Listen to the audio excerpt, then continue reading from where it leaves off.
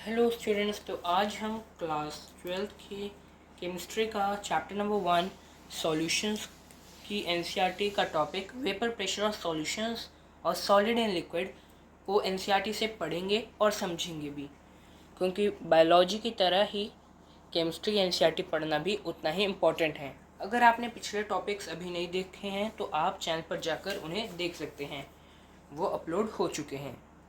तो स्टार्ट करते हैं। Another important class of solutions consists of solids dissolved in liquid.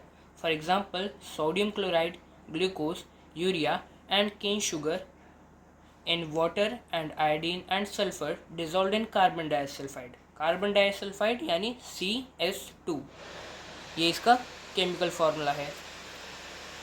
Some physical properties of these solutions are quite different from those of pure solvents. For example, vapor pressure we have learnt in unit 5 in class 11th। Unit 5 कौन सी थी? Thermodynamics में। जहाँ तक आपको कुछ समझने का नहीं होगा वहाँ मैं रीड करूँगा, बाकी जहाँ पे इंपॉर्टेंट पॉइंट्स आएंगे और समझने की लाइन आएगी वहाँ मैं आपको बताऊँगा कि बोर्ड्स के लिए भी क्या इंपॉर्टेंट है। For example, that liquids at a given temperature, ये अंडरलाइन कर लेना। Liquids at a given temperature vaporize, and under equilibrium conditions the pressure exerted by the vapors of the liquid over the liquid phase is called vapor pressure। जो pressure जो liquid है जब equilibrium condition होती है, यानी equilibrium condition में जब rate of dissolution और रेट ऑफ क्रिस्टलाइजेशन या फिर वेपर बनने की टेंडेंसी और उनके कंडेंस होने की टेंडेंसी जब बराबर होती है उसे हम इक्विलिब्रियम कंडीशन कहते हैं। जब ये इक्विलिब्रियम कंडीशन पे जो प्रेशर एक्सर्ट करते हैं वेपर, लिक्विड के ऊपर जो प्रेशर एक्सर्ट करते हैं उसी प्रेशर को हम वेपर प्रेशर कहते हैं। In a pure liquid the entire surface is occupied by the molecules of the liquid. Pure liquid में आप डायग्राम देखो, ये देखो प्योर सॉल्वेंट है, प्योर लिक्विड है, तो इसमें सारा जो लिक्विड का सरफेस है यानी जो टॉप मोस्ट सरफेस है ये प्योर लिक्विड के ही मॉलिक्यूल जो है वो कवर कर रहे हैं। पर एक सॉल्वेंट और सॉल्यूट यानी बाइनरी सॉल्यूशन में कुछ मॉलिक्यूल्स जो होंगे टॉप पे वो सॉल्यूट के होंगे और कुछ सॉल्वेंट के होंगे। ये देखो, सॉल्यूट के लिए ग्रीन बॉल्स हैं और सॉल्वेंट के लिए ब्लू बॉल्स हैं। If non volatile solute is added to a solvent to give a solution, the vapour pressure of the solution is solely from the solvent alone. अगर एक non volatile solute आप एक solvent में add करोगे तो क्या होगा, जो वेपर प्रेशर आएगा वो सिर्फ सॉल्वेंट से आएगा, क्योंकि सॉल्यूट जो है वो नॉन वोलेटाइल है तो वो वेपर प्रेशर नहीं बनाएगा।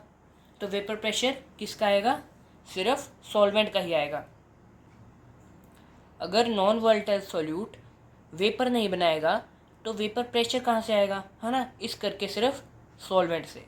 This vapour pressure of the solution at a given temperature is found to be lower than the vapor pressure of the pure solvent at the same temperature।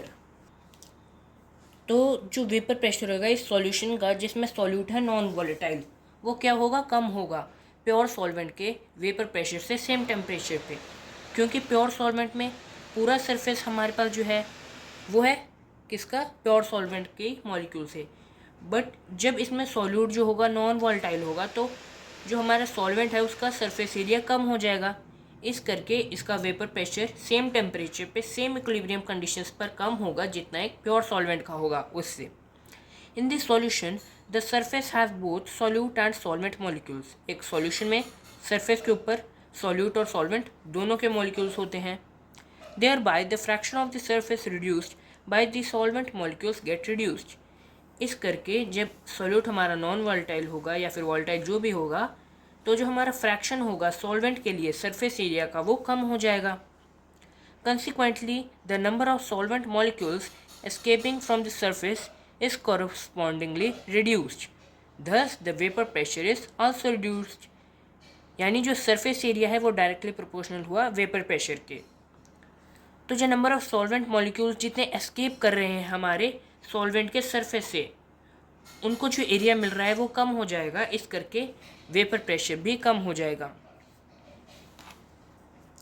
The decrease in the vapour pressure of the solvent depends on the quantity of non volatile solute present in the solution. तो vapour pressure में कितना decrease होगा वो किस पर depend करेगा कि कितना ज़्यादा नॉन वॉलेटाइल सॉल्यूट जो है वो सॉल्यूशन में प्रेजेंट है। जितना ज़्यादा नॉन वॉलेटाइल सॉल्यूट सॉल्यूशन में प्रेजेंट होगा उतना ही वेपर प्रेशर कम होता जाएगा।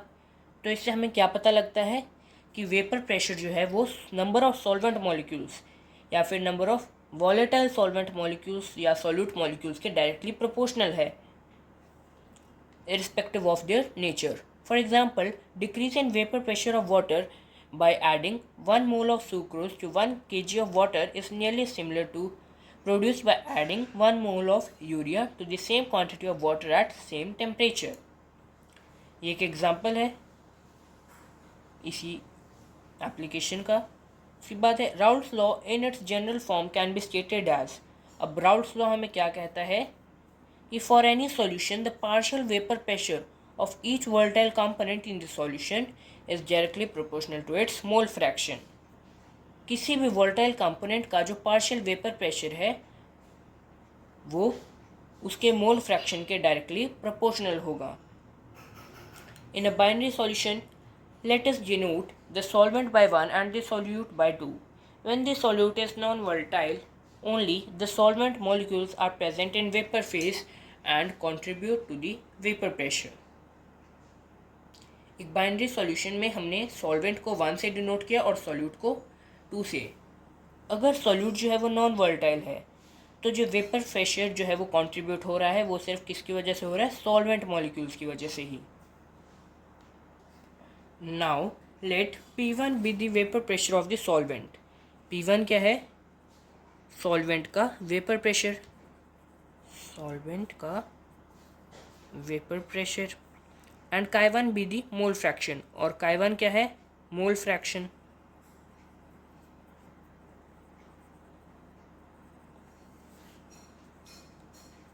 P1 nought be its vapour pressure in the pure state, और P1 नॉट क्या है, प्योर स्टेट में vapour pressure. Then according to Raoult's law के अकॉर्डिंग जो पार्शियल प्रेशर है वही डायरेक्टली प्रोपोर्शनल होता है मोल फ्रैक्शन के। तो P1 हुआ डायरेक्टली प्रोपोर्शनल टू Chi1 और P1 is equal to Chi1 P1 not, जहाँ P1 नॉट है vapour pressure in the pure state. The proportionality constant is equal to the vapour pressure of pure solvent P1 nought. जो हमारा proportionality constant है जो हमने इस equation में use किया है वो है P1 नॉट, और वही ये लाइन कहना चाह रही है।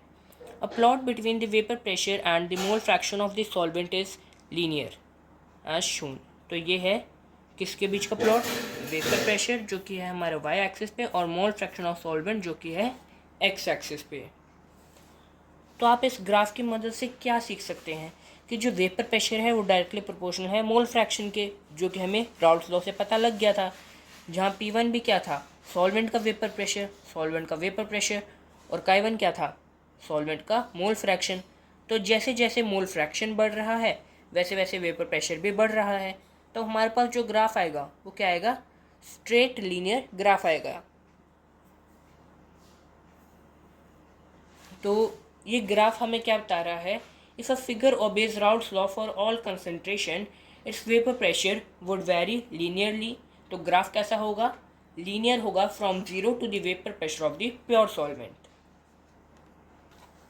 तो स्टूडेंट्स हमारा अगला जो डायग्राम था इसमें वो ये था, जिसमें एक बीकर दे रखा है जो कि आइसोलेटेड कंडीशन में है, जिसको एक इन्वर्टेड जार से कवर कर रखा है और उसके अंदर है प्योर सॉल्वेंट।